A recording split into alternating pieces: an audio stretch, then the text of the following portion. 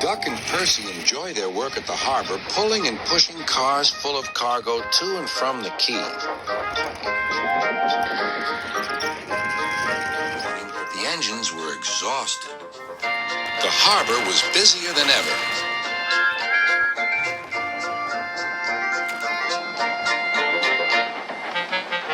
Sir Topham Hatt promised that another engine would be found to help them.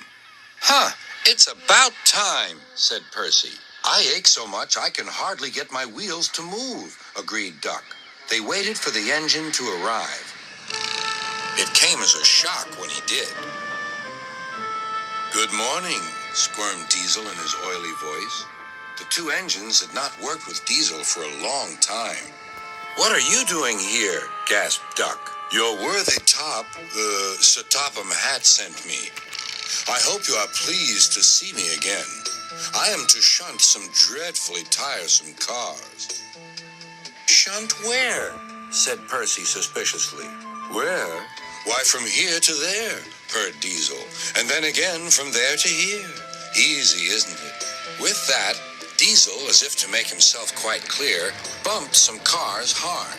Oh! Screamed the cars. Grrr! Growled Diesel. Percy and Duck were horrified. They did not trust Diesel at all. They refused to work and would not leave their shed.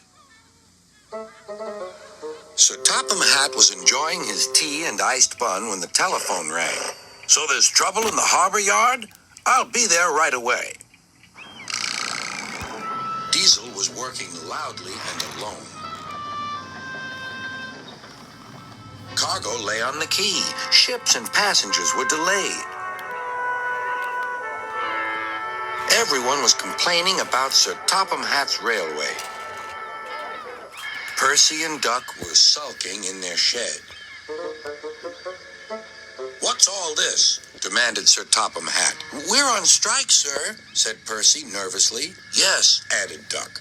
Beg pardon, sir, but we won't work with Diesel, sir.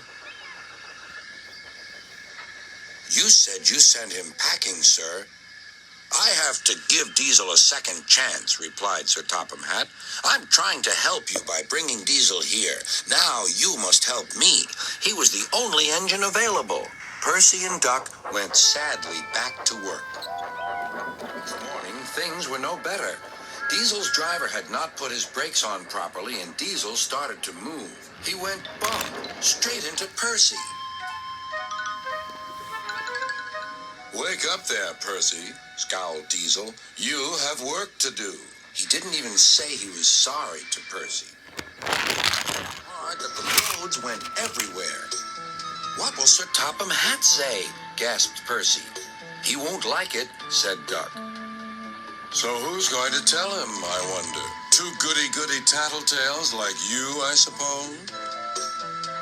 Percy and Duck did not want to be tattletales, so they said nothing. Diesel, thinking he could get away with his bad behavior, was ruder than ever. Next day, he was shunting freight cars full of china clay. He banged the cars hard into the buffers, but the buffers weren't secure. The silly cars were sunk. Sir Topham Hatt heard the news. The cars were hoisted safely from the sea, but the clay was lost.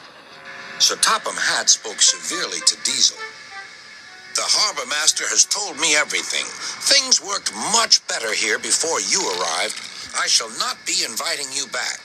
Now, Duck and Percy, I hope you won't mind having to handle the work by yourselves again. Oh, no, sir. Yes, please, sir, replied the engines. Whistling cheerfully, they puffed back to work while Diesel sulked slowly away.